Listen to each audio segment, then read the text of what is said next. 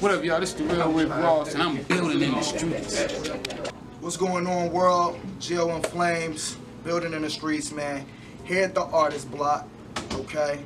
We have with us, man, legendary, original. Let me say that again. Legendary and original best-selling author. Has a Emmy-nominated documentary on his life. Freeway cracking the system. You got it right. Mr. Freeway Rick Ross himself. Appreciate this, brother. Thank you. Thank you for having me here, man. My pleasure, man. Now we're here at the official meet and greet and the book signing, okay? Freeway Rick Ross, the Untold Autobiography. If you haven't copped up already, you need this, okay? You need this on your nightstand. Brother, when it comes to the book, what did it take for you to go ahead and put all this together? Because I heard, you know, in your past going into the system, you didn't know how to read, you didn't know how to write, and you came out with 30 plus books, if I'm correct? I read over 300 books. Yeah, I read over 300 books while I was there. Newspapers, magazines. I mean, what I tried to do was turn my cell into a dormitory. You know, they say if you don't get your degree at Penn State, make sure you get it at the Penn. So that's what I tried to do while I was there. I went from a non-reader to an advocate reader, meaning that I was reading all the time. You know, if I wasn't eating or working out, I was reading a book. That's right. We appreciate that, man. Now, also, going into your life, for our younger viewers that do not know, can you just give them a brief history of how you got to this point? Yeah, well, you know, I lived in Los Angeles, went to school. I was hoping to be a tennis player, but I never learned to read or write. So when it was time for me to graduate and to accept a scholarship into tennis, I couldn't get it because I couldn't pass the SAT. I shouldn't even been in high school. You know, my reading level was probably first grade, you know, kindergarten maybe even. It was bad, you know. I never read a page in a book. So I go to prison. No, I started selling drugs. I started selling drugs at 19 years old. Started with 150 bucks. My partner had 150 bucks. We took that and turned it into some days as much as $3 million. For 2 years straight, we made at least $1 million every day, and anywhere from $1 million up to $3 million. It fluctuated from day to day. Got arrested. Got a life sentence without the possibility of parole. That's when I taught myself how to read and write, started studying law. Eventually I found an issue that set me free. Gotcha. While I was there, still with my life sentence, it came to me that there was a lot of other young brothers and sisters that was following in my footsteps, that was doing the same thing that I was doing, or wanted to do the same thing I was doing, you know. I started guys selling drugs, who in turn started other people selling drugs, who in turn influenced other people to sell drugs, and it started a cycle that is still perpetuating today. And I was sitting there and I was just thinking about that. I was like, wow, what can you do for these young people? You know, how can you help them? How can they understand what they're getting into? And it came to me that the best thing that I could do was to write the book and explain to them my life, not telling them, you know, don't sell drugs, because I don't believe that no man can tell another man or woman what they should be doing with their life or themselves. But what we could do is give them information so that they can make a logical decision. See, if you make a logical decision on your own, that decision is more likely to have staying power than if you do it for me.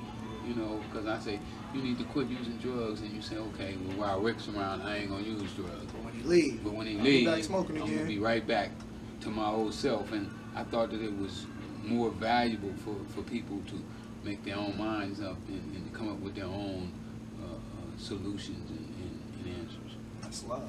That's love. And I do know that you speak to a lot of brothers, a lot of young brothers in the streets and out the streets. And one thing that I hear you preaching a lot, you know, is compound interest. Compound interest. I love it. You know what I'm saying? So for the viewers that I didn't even know what compound interest was, man. I was using compound interest and didn't know it. Funny that you called that. Yeah. Well, see, what I was doing in the drug business was when I took that first 250 that me and my partner put together, and I turned it into 500, and I ran that whole 500 right back to the dope man. And then when I got that 500 turned into 800 or 900, and I rushed that whole thing besides eating. And you know, I used to eat like one of them dollar burritos. I give me one of them old dollar burritos, you know, from Taco Pete's. And me and my partner, we get us a dollar burrito a piece and eat it, and the rest of the money went right back to the man. So what we was actually doing was using compound interest, and then we was compounding the interest off the interest. And if you keep compounding it like that there, eventually your basket's gonna fill up. And that's what happened to us. You know, we just kept growing and growing and growing, and we got to a point to where the connection thought that we were selling more drugs than we really were, because we was putting it all back in. We wasn't taking nothing out. A lot of times in business, we as business people, we rob our business. You know, we don't look at it as if when we rob the business, we rob ourselves, and we have our business trying to support things that they can't afford to support, which inevitably will destroy your business. Gotta keep your overheads low. Oh, that's what he said. That's what he was saying. Listen, now speaking on, you know, the business side of it, what do you like to tell young entrepreneurs, you know, that's trying to jump out there, that might be having some problems right now, might be a little afraid to really jump out there? Well, you know, you don't have to jump totally out there all at one time. You know, you should ease into it. You know, for somebody who already have a job, you know, don't quit your day job. Find something that you can do on the side where you can take your money from your job and compound it, you know, invest it into something else. You know, that's really how I got started. You know, my t-shirts allowed me to make enough money to where I could publish my book. You know, now the book is allowing me to make the t-shirt business bigger. Right. You know, I just printed up more t-shirts than I ever printed up before. I bought 1,000 t-shirts. So this is my first time buying 1,000 t-shirts. You know, I've been buying like 200, 300, but I stepped my game up. Now, the t-shirts and the books is gonna allow me to next time print up 50,000 books. My next print is gonna be 50,000 books. You know, I ain't gonna play. I ain't scared. I'm gonna compound it. You know, just like I did with the other one. When you come in my house, I'm moving all the furniture out. There will be nothing in my house but books. You heard it here first. Yeah, the books, and then I'm gonna let the books buy new furniture if I have to. You know, if the other furniture gone, they get it, they take it, whatever happened, I'm gonna let the books buy new furniture. And I just practice the same principles. You know, I believe that the principles that I use to sell drugs and to make the kind of money I made is here available to us today, and I believe that they are transferable. You know, I would stand on that. They work for trucking companies, somebody who's doing a tennis shoe store, selling books, cars. You know, when you put your all in it, you know, and don't make it do too much, it works. You know, I mean, even doing law, you know, I feel like those principles. I was sitting in my cell one day and I was like, how did you get here? You know, and I wanted to feel sorry for myself, and you know, I had to check myself. And like, you work your way into prison, work your way out. So I started reading the law, 18, 19 hours a day. You know, I would wake up in the morning and you know, with a law book in my chest, and it was time for breakfast. Brain food. You know what I'm saying? So I went to bed that night reading law. I fell asleep reading the law book, and when I got up, ate my breakfast, I went right back to reading that book. And that's the reason that those words that I looked for came to me, you know, because I was sacrificing and dedicating myself to accomplishing those goals. That's real. That's real. Now, I hear you speaking on the principles a lot, and we're building in the streets. We're big on principles, and I know that, you know, when you first got out and was getting back into it, you had a trucking company that you started. I did. I had got up to 5 trucks. Listen, you can do it. It's possible.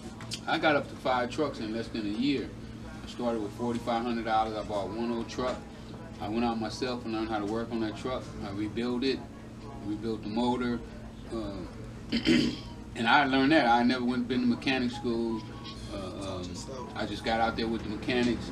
When they worked on it, I worked right there with them because I figured out that if I was working with him, he would work faster and he wouldn't be taking the breaks that he would take if I wasn't there.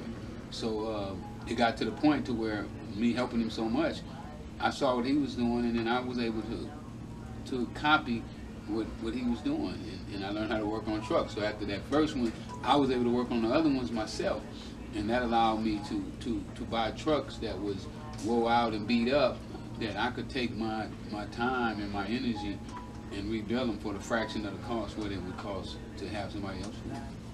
That's beautiful, man. That's beautiful. Now, when it comes to maintaining a successful business, what are some of your principles that go into it? Well, you know, one of my favorite books, it says to put 10% of everything you earn is yours to keep, and to put it up, you know, for yourself. Don't touch it. I try to put up 90% for myself. And when it says put it up, it don't mean that you could take it and put it in the bank. It means to take it and put it in the places where that money will start to generate money on its own. Compound interest again.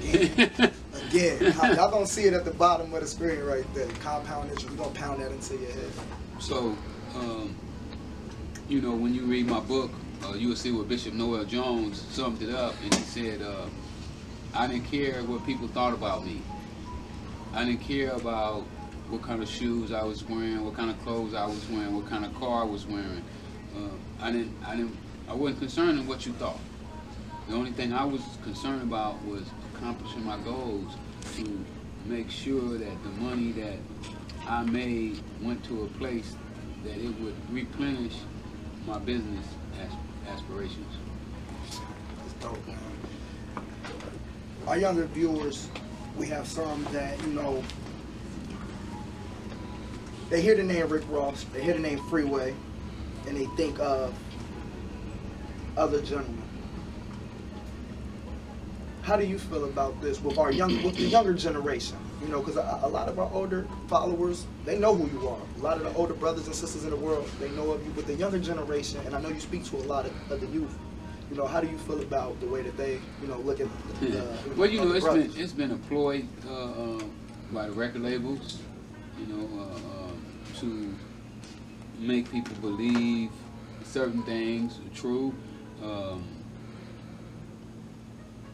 They spend a lot of money to do that, you know, to where the kids believe that what is not necessarily real is real. Right.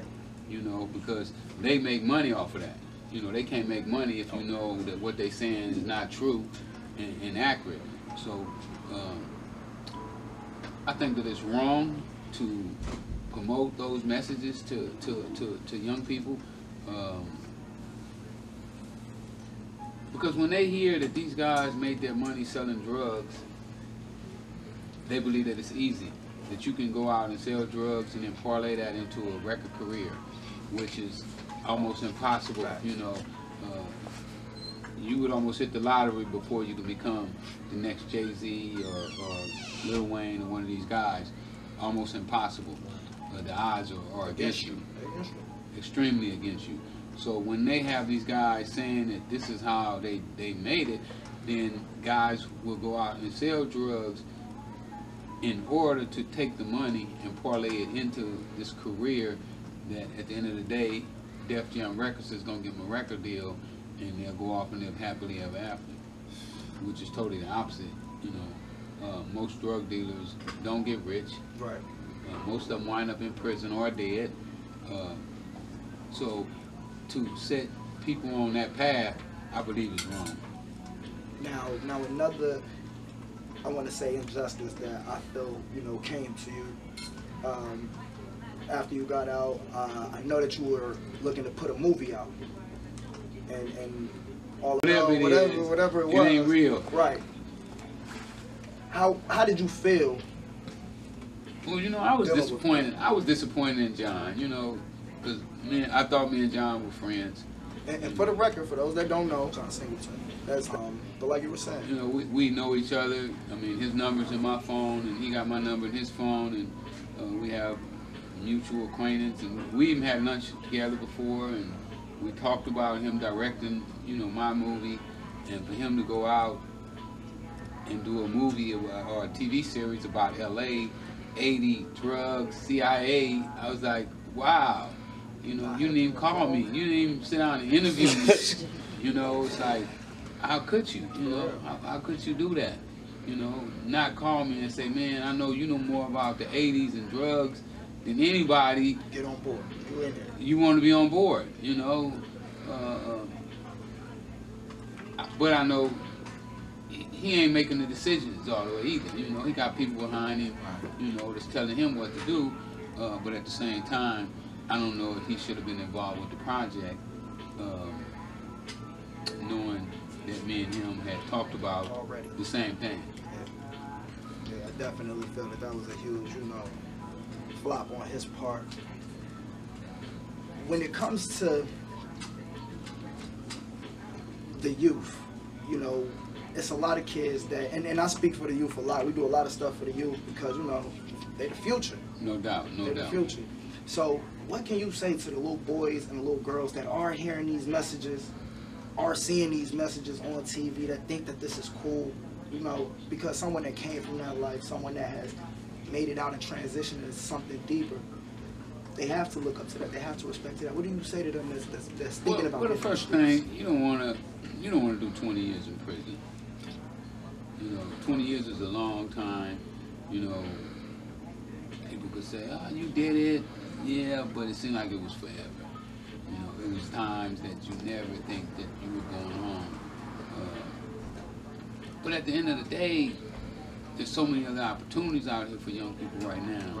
You know, with the internet, having so much information that, you know, it's not like when we was coming up, there was nobody we could call and get information. You know, I remember when I got ready to buy my first house, nobody could show me how to buy a house. You know, so we were stuck. But now with the new age, the internet is a playing field leveler.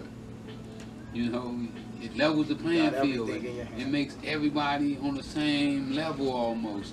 And I think that if our young people realize that and realize their true potential, that they can take this thing to a whole nother level. And I just want to be here, you know, to help guide them in that direction and assist them in any way I can, and you know, level out the playing field as much as I can do. You know, and I think that that's all of our job, is to level the playing field as much as we can for our people, because that's what other people are doing for their kids. You know, they're making it as easy as they can for their kids to be as successful as possible. That's right. That's right. You heard it here first, man. It's an exclusive. Now listen, we had a book signing. Got a lot of people that's here to see this legendary original man. You know what I'm saying? So we're not going to hold him up. We do have one question we like to ask anybody that we interview, you know. So we're going to take it back a little bit. This is a Building in the Streets exclusive. Taking it back, 1980. Who were you listening to in your cassette player? Who was in your headphones? You know, who were you? Y'all let us know. Man, I imagine then probably like Sugar Hill Gang. I used to love Sugar Hill Gang, you know. Yeah. That was me, man. Sugar Hill was real. Sugar Hill was real, man. That was real rap. Real. Man, he said, "Daddy, I don't want to go to school." He said, "The teacher's a jerk. He must think I'm a fool. When all the kids smoke weed, I think it'd be cheaper get a job and be a street sweeper." So, you know, when you hear that kind of stuff, you know, man, he talking about me, man. I'm living that, man. I'll take a job as a street sweeper. Will y'all hire me? You know? Yeah, so I would say, man, you know, I love that. I still love that song today. You know, if I hear it, it's just like, wow. I would say that would probably be my #1 song. You know? That's it right there. Yeah. Hey, listen, man, it's been real. This has been a pleasure just sitting here building with you. Like I said, man. We're going to continue to build. We're finna build our own nation, man. We build America for them. We can't build our own nation for ourselves. Yeah. Something wrong? Talk to me. Talk Talk to me. I listen. Heard it here first. Only exclusive, man. Again, gotta shout out the Artist Bloc. Okay, gotta give extreme homage to this man. You feel me, for everything that he's bringing and how he's educating, you know, our brothers and sisters, man. So one time for the culture. Definitely want all the viewers to definitely stay in tune with the Freeway Rick Ross Literacy Foundation. Okay, y'all definitely want to be a part of that, and definitely have to give a big salute and shout out to Belinda for definitely orchestrating this and bringing brothers together for this cause. If you haven't, again, if you haven't already gotten your book, you need to order this. And one time before we go, you could just tell them how they can get some T-shirts. They can go to my website, freewayRickyRoss.com, in order to book. Heard it here first. Get you a book. Brother, thank you again. Thank you. Oh, it's a pleasure, man. Artist Bloc, we building. We're gonna keep building. Mr. Freeway Rick Ross himself.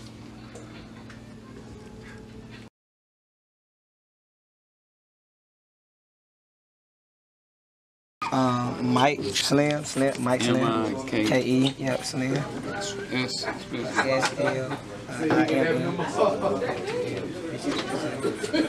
grand, you know, saying grand opportunity, and I appreciate that. Appreciate you. Oh, yeah. Thank you. I appreciate that. The camera, say that one more time. Yeah, God to the street, bro. God, yeah. That's that nigga in the street. Real Rick Ross, bro. It's Glock the Bigger. They call me Dyke Lee too. You know I'm building in these streets. You can check out my resume at any time. I'm always in the street. I'm always making money. I'm always fucking with real niggas. You see who behind the camera now. Watch. Love.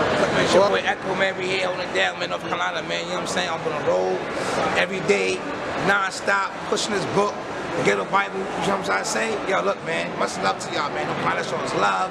Greensboro, Fayetteville, Raleigh. Yo, it's on, man. It's your boy Echo, man. Bold City, man. Echo, 717. You know what I mean? Follow me, man. Nothing but love, all right, man? Yo, shout out to the crew, too, man, all right? For real. To the team, man. Building the streets, man. So nothing but love, all right? Boom! You live? Y'all, we down here in Greensboro in the mall grinding, you know what I'm saying? That's how we do it. Learn how to be a grinder, you never worry about eating. Love. Building in the streets, find the street, building in the streets, yes, building in the streets, building in the streets, B.I.T.S, building platforms, the movement, yeah, building in the street, no days off. One thing I understand when I'm building in the street, got dirt on my hands cause I'm building in the streets. Only hard working man out here building in the streets. I got this tough skin cause I'm building in the streets. One thing I understand when I'm building in the streets, got this dirt on my hands cause I'm building in the streets. Only hard working man out here building in the streets. I got this tough skin cause I'm building in the streets. You wanna find the street, bottom line, that's the real goal. We ain't trying to flash, we ain't hard hats and steel toe. This movement from the dirt, we just out here trying to pay rolls. Can help you distribute it, but can't put you on no payroll. We ain't signing deals, everything is independent. So keep your fine print, contracts and your gimmicks. And I put that on my granny, I'ma get it out the mud. Heart of a warrior, that shit is in my blood. Red, black, and green, that's the color of my flag. Nightmares from the trap, still hunting by my past. I do it for the people, give a fuck about how you felt. Jack of all trades, every job is on my tool belt. I'm building for the youngest, I I'm building for my brothers, I'm building for my sisters, and I'm building for the struggle. I'm building for my OG, I'm building for my old man, I'm building for the hood, and I'm building for the whole family. One thing I understand when I'm building in the streets, got dirt on my hands cause I'm building in the streets. Only hard working man out here building in the streets. I got this tough skin cause I'm building in the streets. One thing I understand when I'm building in the streets, got this dirt on my hands cause I'm building in the streets. Only hard working man out here building in the streets. I got this tough skin cause I'm building in the streets. Hey yo, I was taught if you don't grind, you don't eat, and if you really wanna make it, you don't sleep, you don't sleep, you don't sleep. I was taught in life you must compete, and winning while being humble is the key. That's the key. Now they tearing our brothers down, killing them in the streets, and I'm standing with my brothers, building in the streets, unifying cause them devils wanna take us out. Strength in numbers, we need each other to make it out. Teaching our young kings life more than a turn up, and teaching young queens the dangers of the turn up. It's a war going on outside, they targeting youth. Young king and queen, don't let that target be you. I'm building for my bloodline, building for my brothers, building for the youth, and building for the struggle, building for my community, building a better me. Started with foundation, we building in the streets.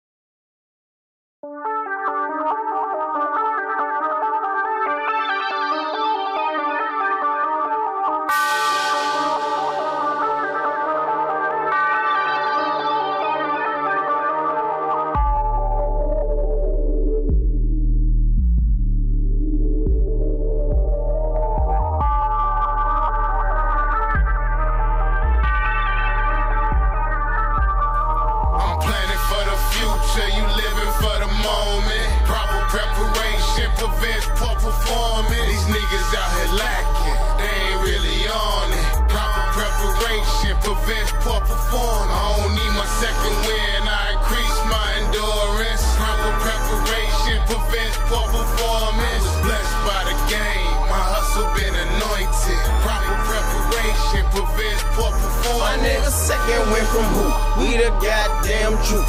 I know you see the shit when I step up in the booth. On a track with a MP, I squeeze till I'm empty. So please do not tempt me, your mama won't forgive me. We grind, observe, and maintain. My niggas on the same thing. All they do is game, bang and slang, can't maintain. I motivate the dozen say, then we regulate. I say I mean what I say I pray for a hater say. A nigga recognize and hold do too. And niggas better duck when it's chopper let loose. Cause my aim is ferocious, our team is the coldest. I thought I'd let you know this, like me, where we focus. Get it up, niggas. Y'all know what it is. Yeah, King Kong, my trap house. Had the shit all blacked out. Cash in, no cash out. Back in, don't back out. Apply pressure, they tap out. I been had shit mapped out. Don't get drunk and pass out. Cause I do the shit niggas rap about. Slim Juice got big heat. No, y'all niggas lying. Got big feet. I'm out here and I'm toe step. Yeah, I've been ready since 07.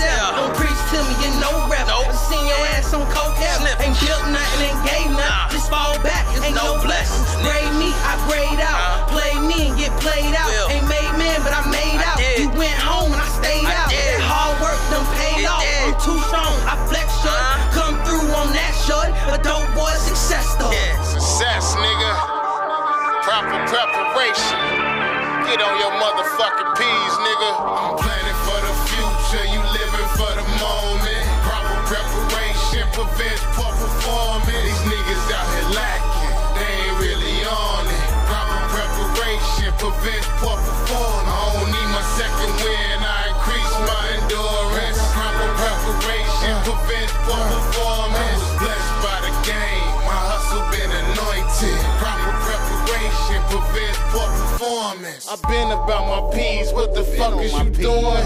I've been achieving greatness, what the fuck you pursuing? Every day I wake up, I'm going harder than y'all. Capitalize on downfall, to say I'm smarter than y'all. If you did 49, I need to do 50. You rolling Reggie Miller, I need to roll sticks. You taking over blocks, I'm taking over countries. I want the resource, them niggas want the money.